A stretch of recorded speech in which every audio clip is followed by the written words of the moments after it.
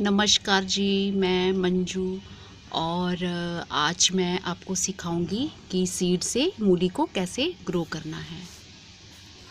और मैं सिर्फ एक ही चीज़ नहीं बताऊंगी और मैं सॉइल के बारे में भी आपसे कुछ बात करूंगी। तो मेरे जैसे कई भाई बहनों को प्रॉब्लम होती है, वो पूछते हैं मेरे को कि जैसे हमारी सॉइल में वो थोड़ी ख़राब हो रही है, जहाँ कीड़े की प्रॉब्लम है और जहाँ कुछ उनमें खाद वगैरह किस तरह से मिलानी है, तो मैं कुछ एक टिप्स बताऊंगी। तो होप करती हूँ कि आपको मेरा वीडियो ये पसंद आएगा। और अगर थोड़ा सा वीडियो लंबा हो जाए तो प्लीज़ आप थोड़ा सहन कर लेना, क्योंकि मैं दो चीज़ें इसमें शामिल कर रही हूँ। तो अकेले मूली का वीडियो नहीं बना रही हूँ और सॉइल के बारे में भी अलग से नहीं बना रही हूँ। तो दोस्तों, पहले तो मैं आपसे सॉइल के बारे में बात कर लूँ। जैसे कि मैं आपको बताती रहती हूँ कि मैंने अपनी सॉइल में मैं क्या क्या मिक्स करती हूँ। अपने गार्डन के जैसे वेस्ट मटेरियल, पत्तियाँ वगैरह हुई, और किचन का जो वेस्ट मटेरियल हुआ होता है, वो उससे मैं कंपोस्ट तैयार कर लेती हूँ, मिट्टी तैयार कर लेती हूँ। ये तो खैर मैंने वीडियो बना के आपको दिखाया। तो आज मैं कुछ एक बातें आपको और बताना चाहती हूँ, जो कि मैं बताना आपको भूल गई थी। तो कई मेरे फ्रेंड्स को जैसे उनको लगता है कि हमारे प्लांट्स पे बहुत ज़्यादा कीड़े हमले करते हैं। और खैर बरसातों में तो बहुत तरह के कीड़े तैयार हो जाते हैं, तो मेरे यहाँ भी होते हैं और मुझे भी वो प्रॉब्लम आती है। तो मैं आपको कुछ इनके टिप्स दे देती हूँ। तो पहले तो मैं ये बताऊँ कि सॉइल के बारे में। जैसे कि हमारे यहाँ माना जाता है कि जो काली मिट्टी होती है वो उपजाऊ होती है। तो शुरू में जब मैंने गार्डनिंग के लिए मिट्टी मंगवाई थी, तो मैंने काली मिट्टी ही मंगवाई थी। तो खैर सब मेरे भाई बहनों के यहाँ काली मिट्टी नहीं होती है। किसी के कोई बालू मिट्टी ज़्यादा पाई जाती है, जहाँ किसी के लाल रंग की, जहाँ किसी भी तरह की हो। तो आपने कुछ इस तरह से चीज़ें उनमें मिक्स करनी है ताकि वो अच्छे से उपजाऊ हो जाए। तो काली मिट्टी को यहाँ इसलिए भी उपजाऊ माना जाता है कि जो काली मिट्टी कितनी भी अगर सूखी हो, सख्त हो जाए, तो अगर आप उस पर पानी डालते हैं तो वो पानी एकदम से नीचे चला जाता है और वो फिर थोड़ी नरम पड़ जाती है मिट्टी। अगर उसमें थोड़ी पत्तियों की खाद या दूसरी घर से तैयार की हुई कंपोस्ट आप अगर उसमें मिलाते हो, तो वो और भी ज़्यादा अच्छी हो जाती है। तो दोस्तों, मैं आज आपको ये बताना चाहती हूँ कि आपने जो भी प्लांट्स लगाने हैं जिस मिट्टी में, उसमें आप क्या क्या मिलाएं। तो जैसे मैं कि मेरे भाई बहन ये बातें बताते हैं कि उनके प्लांट्स पे, बेलों पे, जहाँ दूसरे उन पे बहुत सारे कीड़े लगना स्टार्ट हो जाते हैं, क्योंकि बरसातों में ये सब तैयार होते ही हैं। तो उसके लिए तो मैं कई बार आपको राख की बात कर चुकी हूँ। लकड़ी की राख जो तैयार होती है, लकड़ी को जला के जो राख तैयार होती है, तो आप में से बहुत सारे मेरे भाई बहन जानते होंगे कि ज़्यादातर लोग क्या करते हैं, लकड़ी की राख हो चाहे तो आप उपले जो जला के बनाई हुई राख हो वो भी इस्तेमाल कर सकते हैं। तो उस राख को आप लेकर अपने प्लांट्स की पत्तियों में अच्छे से उस पर छिड़काव कर दें, उन पे डाल दें। तो इससे क्या होता है कि कीड़ों से काफ़ी बचाव हो जाता है। और राख को तो बहुत सारे पुराने ज़माने में जैसे लोग इतना अच्छा मानते थे, और कई लोग जैसे ये तो खैर चीज़ें करते ही हैं कीड़ों को भगाने के लिए। और आप में से बहुत सारे भाई बहनों ने सुना होगा कि बहुत सारे लोग बर्तन वगैरह साफ़ करने के लिए भी ये जो राख होती है, लकड़ी की राख होती है, इसका इस्तेमाल करते हैं। और कुछ बुज़ुर्ग लोग ऐसा भी बताते हैं कि पुराने ज़माने में जैसे कई लोग जो बहुत ज़्यादा गरीबी की हालत में जीते थे, साबुन तक लेने के उनके पास पैसे नहीं होते थे, तो वो जो ऐसे कपड़े होते थे जैसे रजाइयों के गिलाफ और बहुत सारी चीज़ें ऐसी होती थी जिनमें खूब गंदे हो जाते थे कपड़े, तो उनकी सफाई वो कैसे करते थे? तो वो राख का इस्तेमाल करते थे। पानी को बॉयल करते थे और बॉयल करके उसमें वो राख डाल देते थे। और उस ज़माने में तो खैर ये गैस वगैरह का इतना चलन नहीं था, सिलेंडर वगैरह नहीं होते थे। तो वो लोग बताते हैं कि जैसे राख का वो इस्तेमाल किस तरह से करते थे। और जैसे बाल्टी में वो गर्म पानी में राख डाल देते थे, उसमें कपड़े भिगो देते थे और फिर उस राख से कपड़े भी धोए जाते थे। तो दोस्तों, अगर ये राख इतने काम की चीज़ है और आजकल तो आपने पता नहीं इस्तेमाल किया होगा, बाबा रामदेव जी का वो आया हुआ है साबुन, वो भी बहुत ही बढ़िया है, हाथों के लिए बहुत ही बढ़िया है, इतना नरम मुलायम है। तो उसमें भी उन्होंने राख का इस्तेमाल किया हुआ है, ये सब बताया हुआ है। तो खैर मैंने इस्तेमाल किया है तो मैंने ये बात आपसे शेयर की है।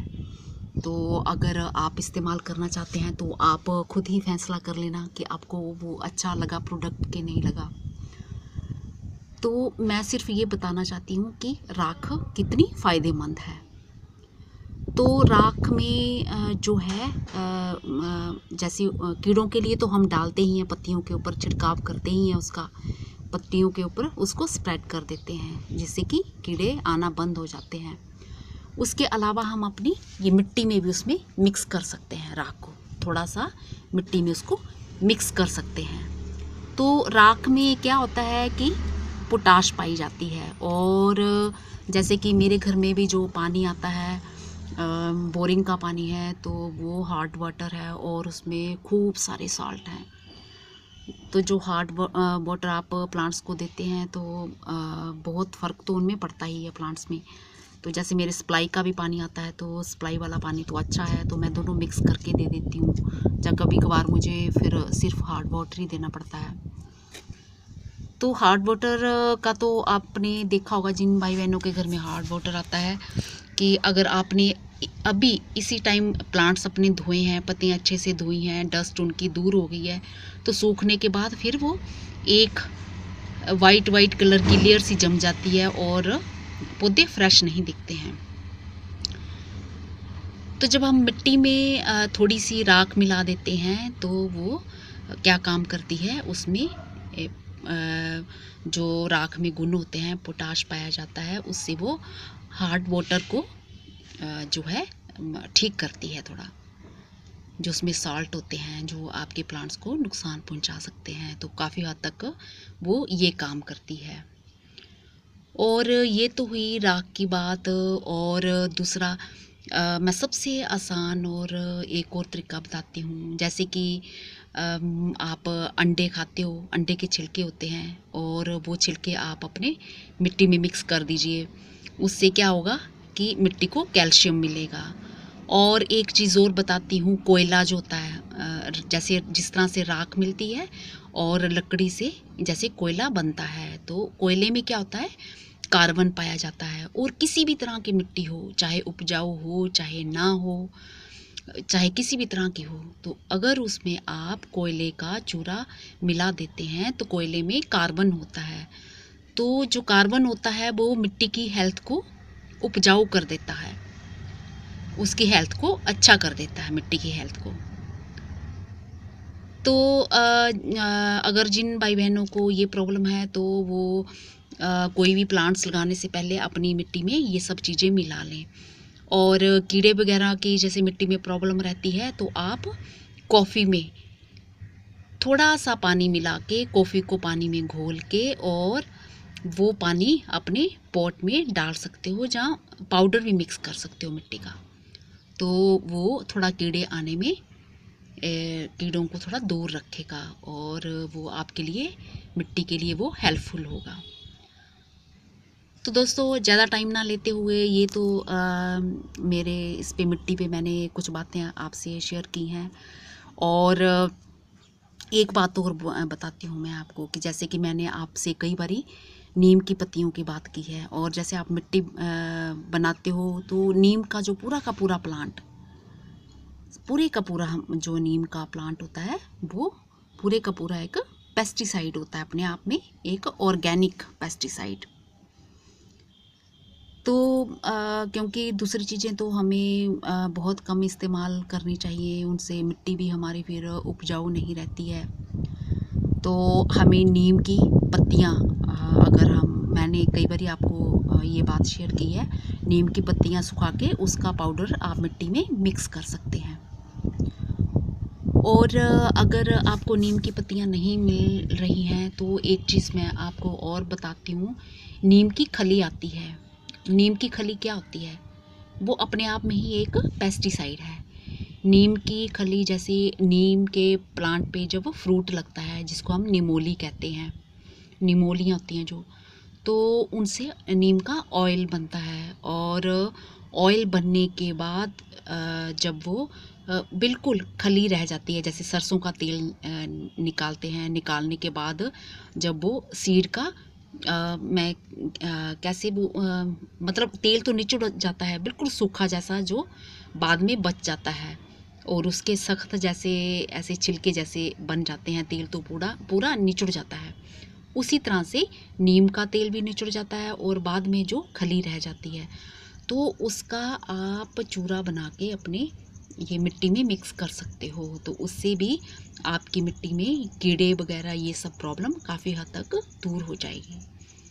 तो ये रही मिट्टी के बारे में कुछ बातें। अब मैं मूली के बारे में बातें बताती हूँ। तो आप ये देख रहे हैं कुछ सीड, ये तो जहाँ से मुझे पालक के सीड मिले थे वहीं से मुझे उन्होंने ये अपने घर में तैयार करते हैं। इनको मुंगरे कहते हैं।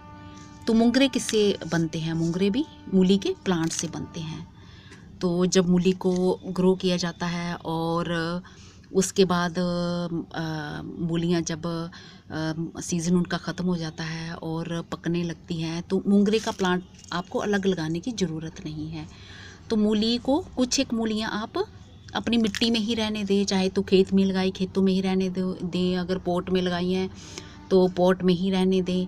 तो जब वो मूली पक जाती है पॉट के अंदर, जहाँ ज़मीन के अंदर कहीं भी जहाँ भी आपने लगाई हो, तो फिर जो मूली की पत्तियाँ ऊपर लगी हुई होती हैं तो उनके ऊपर से प्लांट निकलना लंबे लंबे शुरू हो जाते हैं।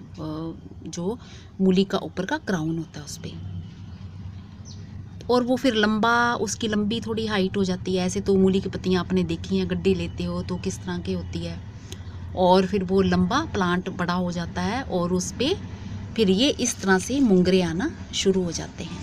इस तरह से ये मुंगरे, तो वही मुंगरे फिर वो सब्जी बनाने के काम आते हैं, सब्जी बनाते हैं उन मुंगरों की। तो आपने तो सुना ही होगा जैसे नाम मुंगरे की सब्जी, जिन मेरे भाई बहनों ने सुना होगा उनको याद होगा। और ये कुछ सीड मैंने ये मुंगरों से निकाल लिए हैं इस तरह से, ये ऐसे, ये क्योंकि एक हाथ में मैंने कैमरा पकड़ा है तो मुझे निकालना थोड़ा मुश्किल होता, तो मैंने थोड़ा ये ऐसे इस तरह से निकाल दिए। ये निकल गए, ये आप देख रहे हैं, ये मूली के सीड, ये जो पके हुए मुंगरों में से निकले हैं तो ये हमारे हुए ये मूली के सीड, ये आप देख रहे हैं। इसी तरह से ये मैंने कुछ ये ऐसे निकाल लिए हैं। तो जिन्होंने ये मुझे सीड दिए हैं, मैं जब हिमाचल गई थी और वहाँ मैं पंजाब में भी गई थी, तो वो पंजाब में रहते हैं और उनके जो खेत हैं वो दरिया के किनारे हैं। कुछ दरिया के किनारे हैं और कुछ आगे हैं, आगे पीछे हैं। तो उन्होंने बताया कि जो दरिया के किनारे मिट्टी है, बरसातों में जब खूब बरसातें होती हैं, खूब पानी आता है, तो वो मिट्टी में खूब रेत ही रेत, उन खेतों में जो दरिया के पास है रेत ही ज़्यादा, रेतली मिट्टी है, बालू मिट्टी है वहाँ पे। तो वो कहते हैं कि और चीज़ तो वहाँ ज़्यादा अच्छे से होती नहीं है, हम मूली लगाते हैं और मूली इतने अच्छे से वहाँ ग्रो करती है। तो इसका मतलब अगर हम अपनी मिट्टी में थोड़ी बालू मिलाएं तो हमारे लिए मूली जो बहुत अच्छे से ग्रो करेगी। तो ये जैसे कि उन्होंने मुझे बताया और ये बात मैंने आपसे शेयर की। तो वो तो बड़े बड़े खेतों में मूली लगाते हैं, उनके तो खेत खूब बड़े बड़े होते हैं और वो मूलियाँ लगाते हैं। तो उन्होंने बहुत टाइम से लगाना शुरू कर दी है और उन्होंने मुझे मना कर रखा हुआ था कि अभी आप मत लगाना, क्योंकि आप तो गमले में लगाओगे और इस टाइम बहुत ज़्यादा गर्मी हो रही है, तो फिर जो मूलियाँ हैं वो ज़्यादा अच्छे से नहीं मतलब बन रही हैं, ज़्यादा उनमें रस नहीं आ रहा है, थोड़ी सूखी सूखी हैं। तो वो तो 20-22 दिन के बाद मूली निकाल लेते हैं, उसका इस्तेमाल कर लेते हैं। और फिर उन्होंने मुझे बोला कि ये बीज एक साथ पूरे नहीं लगाने हैं, थोड़े लगा के मूली बहुत जल्दी तैयार हो जाती है और 20-22 दिन के बाद आप निकाल लो। और ज़्यादा जगह में जैसे ज़मीन में लगानी है, अगर खूब सारी मूली एक साथ तैयार हो जाती है तो फिर आपको उसको खाना मुश्किल हो जाएगा एक साथ। तो इसलिए आप क्या करें कि कुछ बीज अभी लगा दें और कुछ 8-10 दिन के बाद फिर कुछ ऐसे कुछ मूली तैयार होती जाती, वो आप खा लेना और खाने के बाद फिर और बीज जो लगाए होंगे वो भी तैयार होने वाली होगी। और इस तरह से आप थोड़े थोड़े गैप के बाद ये सीड आप ग्रो करना। और एक बात उन्होंने मुझे और बताई, वो ये कि ये जो आप इसका सीड लगाओगे, मूली का सीड लगाओगे तो कैसे लगाना है, वो उन्होंने बताया मुझे कि थोड़ी थोड़ी दूरी पे लगाना है और एक साथ बहुत सारे इकट्ठे सीड मत लगाना।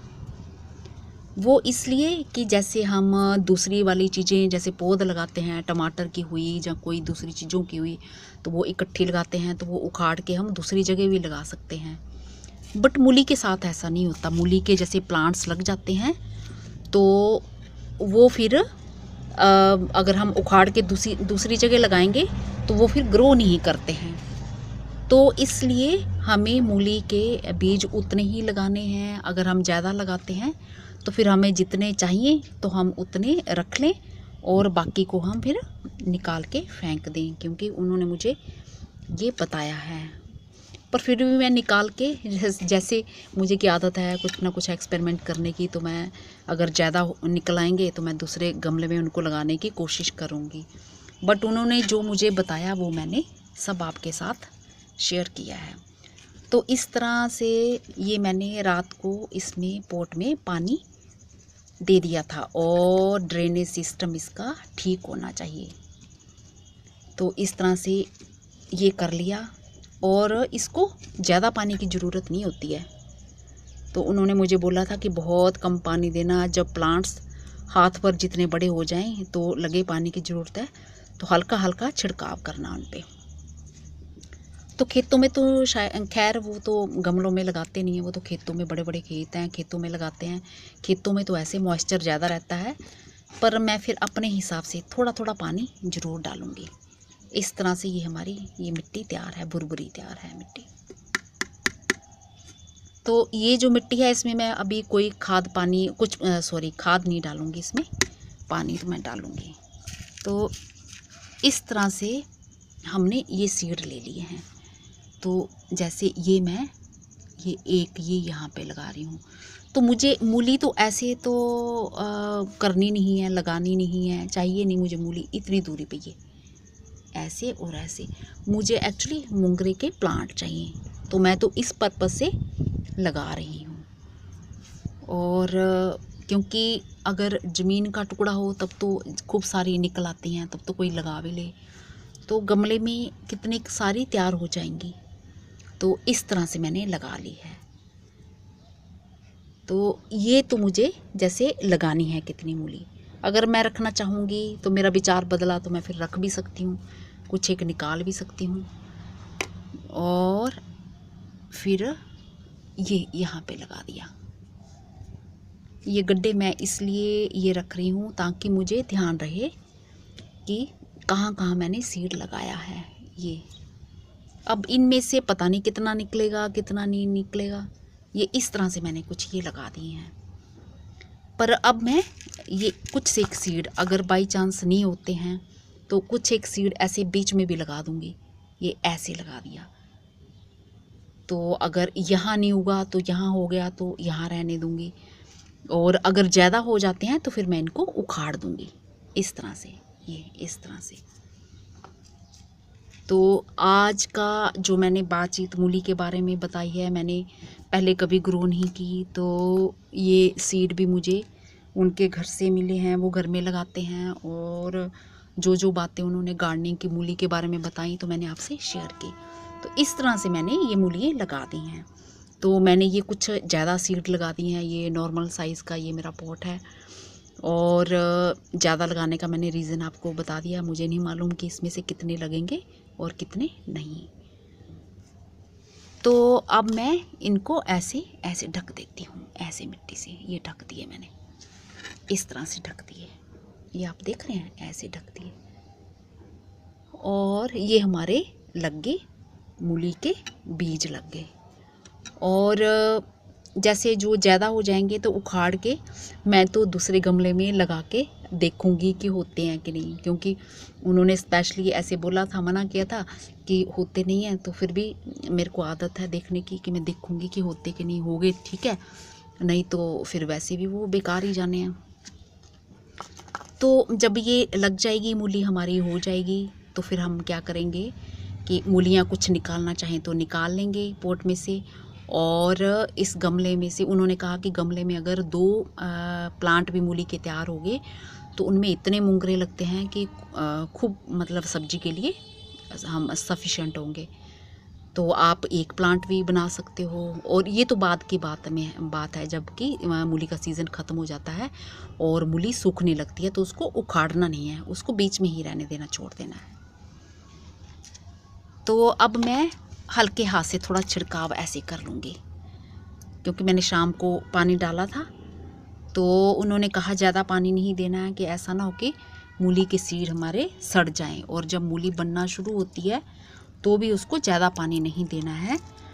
और हाथ भर जब जितने प्लांट हो जाए उनके, खैर। और मेरे यहाँ टेम्परेचर का बड़ा फ़र्क है। मेरे यहाँ आजकल 36 के करीब टेम्परेचर चल रहा है और इतनी ज़्यादा गर्मी हो रही है, इतनी ज़्यादा गर्मी, पसीने वाली गर्मी हो रही है। हालांकि शाम को थोड़ी बारिश भी हुई है, थोड़ी सी, और फिर भी बहुत ज़्यादा गर्मी हो रही है। और लोगों के जिनके एसी लगे हुए हैं, उनके दिन भर और रात भर एसी चल रहे हैं। और जिनके कूलर चले हुए हैं, कूलर भी चले हुए हैं, उनके बहुत ज़्यादा गर्मी हो रही है। तो इस तरह से हमारे ये मूली के प्लांट्स लग गए, हमारे सीड हमने लगा दिए हैं। अब मुझे नहीं पता कितने तैयार होते हैं, कितने नहीं। और जब हम इनको मूली को बाद में रहने देंगे तो फिर मूली का जो प्लांट होगा, वो क्राउन होगा, उस पर बड़ा सा प्लांट निकलेगा और ये फिर मुंगरे का प्लांट बन जाएगा। और इस तरह से फिर मुंगरे आएंगे उन पे। ये देख रहे हैं आप, ये मुंगरे, इस तरह से मुंगरे आएंगे। तो दोस्तों, होप करती हूँ आज का मेरा वीडियो आपको पसंद आया होगा। मेरे यहाँ इतनी ज़्यादा इस टाइम गर्मी हो रही है। ये मैंने अपने जो प्याज के लगाए थे, हरी पुक्कों वाले, देखे आपने, तो ये इस तरह से निकल रहे हैं और बहुत ज़्यादा गर्मी हो रही है। ये मैंने छाया वाली जगह में थोड़ा ये पॉट रख दिया है। और प्लूमेरिया का मैंने ये प्लास्टिक के डिब्बे में इस तरह से लगा दिया है इसको। उसी दिन मैंने, सेम डे मैंने, बल्कि मैं सोच रही थी मैं शाम को लगाऊंगी, पर मुझे लग रहा था इसकी रूट्स ज़्यादा डैमेज हो गई हैं, तो फिर मैंने ये इसको लगा दिया था ऐसे, इस तरह से। तो इधर भी धूप आती है, बट इधर थोड़ी देर के बाद, जैसे शाम के टाइम को इस तरफ धूप आती है। और ज़्यादा दिन भर नहीं रहती, जैसे सुबह से नहीं रहती। कुछ जगहों में मेरे यहाँ सुबह से धूप रहती है और शाम तक रहती है बहुत ज़्यादा धूप। तो ठीक है दोस्तों, अगली बारी मैं किसी और चीज़ के बारे में आपसे बात करूँगी। धन्यवाद दोस्तों।